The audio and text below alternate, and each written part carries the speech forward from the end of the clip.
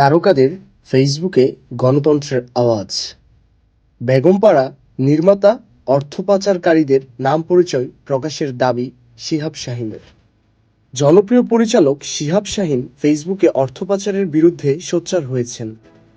তিনি অভিযোগ করেন, কিছু আমলা বিদেশে বেগমপাড়া তৈরি করেছেন এবং এই ব্যক্তিদের নাম পরিচয় জনসম্মুখে প্রকাশের দাবি জানান। শিহাব শাহীনের এই বক্তব্যে দেশের সম্পদ অপব্যবহারের বিরুদ্ধে সাধারণ মানুষের ক্রমবর্ধমান ক্ষোভ প্রকাশ পেয়েছে। দেশের ভাবমূর্তি নষ্টের বিরুদ্ধে সতর্ক থাকুন, সুমন আনোয়ারের আহ্বান। পরিচালক সুমন আনোয়ার দেশের ভাবমূর্তি নষ্ট করার বিপদ সম্পর্কে উদ্বেগ প্রকাশ করেছেন। ফেসবুকে দেওয়া এক পোস্টে তিনি উল্লেখ করেছেন, মূর্তি ভাঙার যুগ শেষ হলেও এখন দেশের ভাবমূর্তি ভাঙার কাজ চলছে।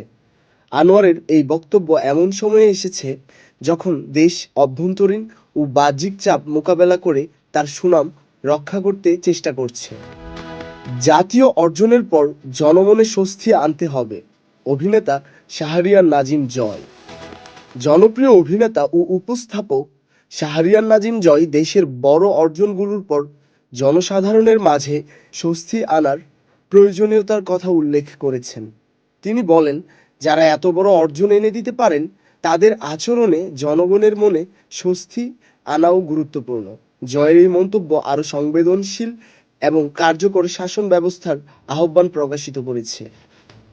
আইয়ুব বাচ্চুকে স্মরণ করে অডিও শিল্পের দুর্নীতির বিরুদ্ধে লড়াইয়ের অঙ্গীকার মুহিন খানের। উদীয়মান গায়ক এবং ক্লোজ আপ ওয়ান খ্যাত মুহিন খান দেশের সঙ্গীত শিল্পের দুর্নীতির বিরুদ্ধে লড়াইয়ের প্রতিজ্ঞা করেছেন। কিংবদন্তি গায়ক আইয়ুব বাচ্চুর জন্মদিন উপলক্ষে মুহিন খান তার স্মরণ করে বলেছেন যে তিনি বাচ্চুর দেখানো পথে দেশের অডিও শিল্পের দুর্নীতি রুখতে কাজ করে যাবেন। মুহিনের এই বক্তব্যে দেশের সাংস্কৃতিক ক্ষেত্রের সংস্কারের আহ্বান প্রতিফলিত হয়েছে।